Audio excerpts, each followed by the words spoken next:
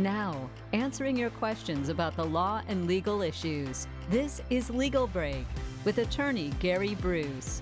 And I'm Maureen Akers. Welcome, Gary. Good morning. Good to be here. Yeah, glad to have you here. Thank you. Today's question, let's get right All to right, it. let's do it. All right, Gary, what is a statute of limitations and how does it impact a personal injury case? So just to remind everybody, we are still working through our Google questions, right? They're this long now, right? Yeah, well, we've got a lot of them. got it, Okay? yeah. So this one's further down the list than I thought it might be, but what is a statute of limitations? It is a filing deadline. So sometimes people get it confused with it has to be wrapped up in that time. It does not, the case does not have to be concluded within a statute of limitations. We simply have to file a lawsuit and serve the defendants. Okay. So if you do not do that within the allocated time, then you lose the right to bring an action. So there are exceptions to everything, but you have to name your defendants and get a lawsuit filed and get them served within, in Georgia, in a personal injury case, generally 2 years. Alabama, the same thing, generally 2 years. Do not quote me on that when you lose your case because you didn't file it in time, but you have to file it within those times.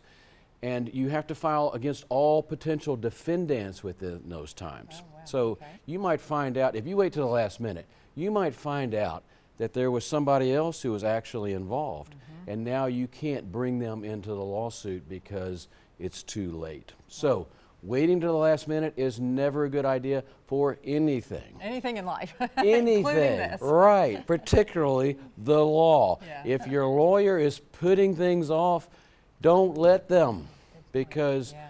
they could find out there's something else there to the case and then not be able to deal with it.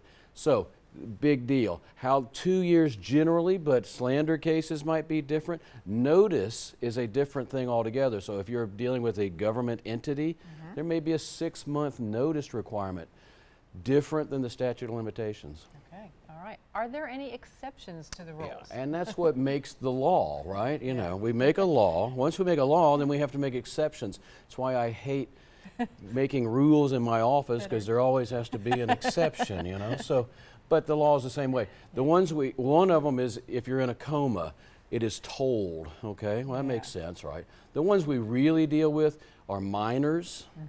If you're not 18, you can't bring a lawsuit, so you have to wait.